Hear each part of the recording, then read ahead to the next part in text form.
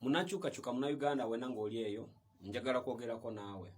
Njagala kugumya ekisooka kya byonna nti essaawa yonna gavumenti egenda kukyuka. Wuliriza ebigambo byange bino. Oba oyagala bisharinge, oba oyagala biwe abalabe bambega ba Museveni, naye ngenda kugamba nti essaawa yonna gavumenti egenda kukyuka. Etya ekisooka kya byonna. Museveni akimanyi bulungi, mutabanyi we Muhoozi tasobola kufuga gwanga lino. Ekyo kimu. Ekyokubiri, gavumenti ya NRM, gavumenti ya Museveni bakimanyi bulungi, tebakyatambulira ku mateeka. Nze golaba wano nasoma amateeka nga manyi mungalesi. Ekisooka kya byonna, obukulembeze oba omukulembeze alina okukulembera eggwanga nga Uganda, alina okuba nga alondeddwa abantu mu kye bayita free and fair election. Free and fair elections mu Uganda teziriiwo. Okwo kwe kumenya amateeka okusooka okuli wano mu Uganda.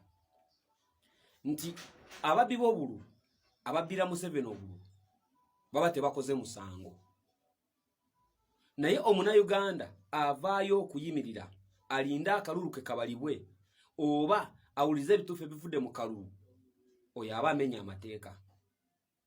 Ku saidi ya Museveni n'abantu be. Kati gavumenti ya Museveni ekigendo kukijjako si kirala wabula constitution emujjamu obwesige. Ba constitution eragira Bannayuganda okuwagira omuntu oyo avuddeyo okuwakanya abakulembeze abali mu buyinza naye nga bamenya amateeka.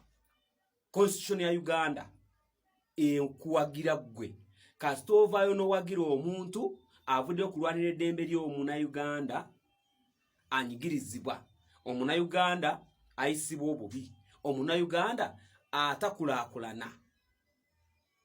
Omuntu oyo kasita avaayo kulwanirira oli wa ddembe kumuwagira nga tonna kukwata ku mukono. Constitution ekuwa eddembe, ekuwa obuyinza okuwagira omuntu oyo awakanya gavumenti ekola ebikyamu eri abantu baayo.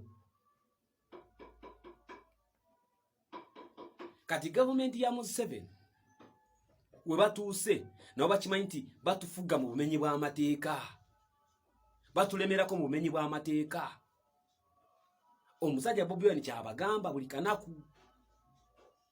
tife tulina obuyinza okuvaayo okwerwanako ng'Abannayuganda, kubanga Uganda ya Munnayuganda. Uganda si ya muntu sekinoomu. Oba mugwira oba Munnayuganda ng'atufuga bubi, tuli baddembe okuvaayo ne twerwanako ne tweyogerako. Ate oba constitution etukiriza n'okubaako oba tusobola okufuna emundu ne tubeera nazo nga tujjako eyo gavumenti etwekakatako eyanakyemalira. Constitution etukiriza oba tuzine emundu oba tetulina.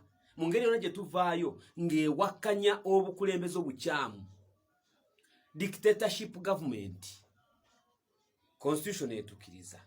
Kati gwoba oyagala kuvaayo oba toyagala gwe gwomanyi. Fine beewera nti bagenda kututaba tusaanye oba tumalewo, naye it is okay. Naye Muzeeyi Museveni onootaba meka? Ye gwe kankubuuze, gwe toli muntu tosobola kufa. Kambabuuze mu abawamba abantu, olowooza gwe bakuwamba kigaana tekikwatayo? Muzeeyi Muhoozi n'otuuka n'okuswaza famire yonna, baganda bo bakaaba olw'ebigambo by'otwitinga ku mikutu gya social media. Social media oyagala gifuula nga Uganda bw'magifuula eyammwe. Emikutu migata abantu oyagala gikozesa nga kasasiro nga bw'okozesa nga mukozesa Bannayuganda, nga mukozesa Bannayuganda ne mbadampinga ne mala ne mbanyiga. Katokwata abaana ba opposition n'obatulugunya mu ngeri yonna, olowooza kimala opposition mu Uganda? Ye solution Abannayuganda ye lwaki bawakanya, lwaki bakuwakanya, which means you are not good. And being not good, you are even proving yourself wrong. Nti buli akwogerako nti oli mukyamu ovayo n'omuwakanya nti buli akwogerako ebikolobero by'okola ovayo n'oyagala omutulugunye, which is right. Kubanga kyolina okukola tolina kirungi kyolina. The right thing you can do to yourself kwe kwata abantu aboogera ebituufu n'obatulugunya. Gw'olaba sayidi yo kyekituufu kyolina okukola. But is that the right thing you are supposed to do? Nze ngamba kyewali badde okola kwe kutuula ebbali ne weekuba toki mutima n'ogamba naye bano bye boogera babijawa, are they right? Kubanga Uganda yonna tesobola kuba balalu. Uganda yonna tebasobola kuba gwaddalu. You think you get it? What you should do is to sit down with your heart and your advisors as a professional person. Ne weekuba toki mutima. Buuza abantu abakuliraanye, buuza abakuwaga. But are we doing the right thing? Okutulugunya bana Uganda? Okutulugunya abalonzi? Kati ye bw'oba obatulugunya, obongera bulungi oba obongera bubi. Obongera bwagazi oba obongera bukyayi. Why shouldn't we do things nga biri mu line? N'ekinyini kye twagala. Is Uganda a battling state? Nti mubeerawo nkulwana nwanjisoli nwana noono? Nze wemba nga mpitawo nga ngenda ne nkusanga oli mu kutulugunya omuntu neyongera okwagala neyongera okukyawa. You ask your common sense. Weebuuze gwe ekibuuzo gwe ng'omuntu. Ask your brain.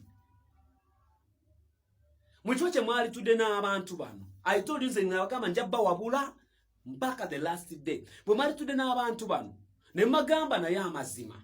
Mutukuba nnyo kino ne kino naye katutereezeemu.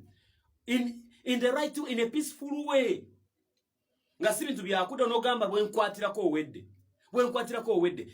Security ya Uganda ekola mulimo ki?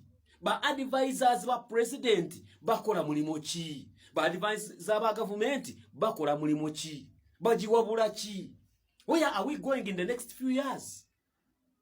Because if we are to die, everyone is going to die. Kubanga fena twakowa government ya Museveni twagikowa. Which means everyone is going to die.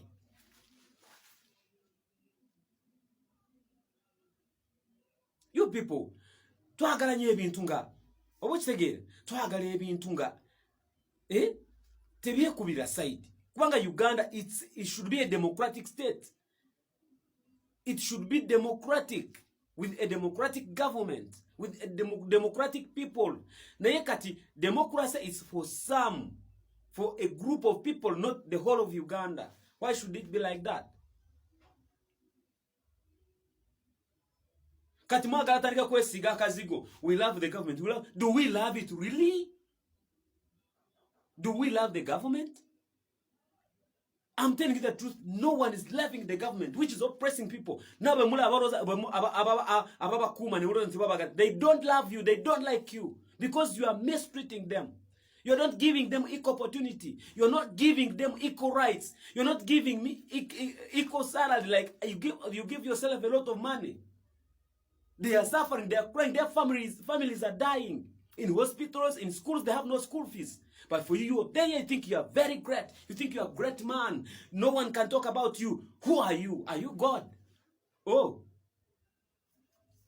I'm speaking these words because I'm always attached. I'm growing much. I'm mature enough.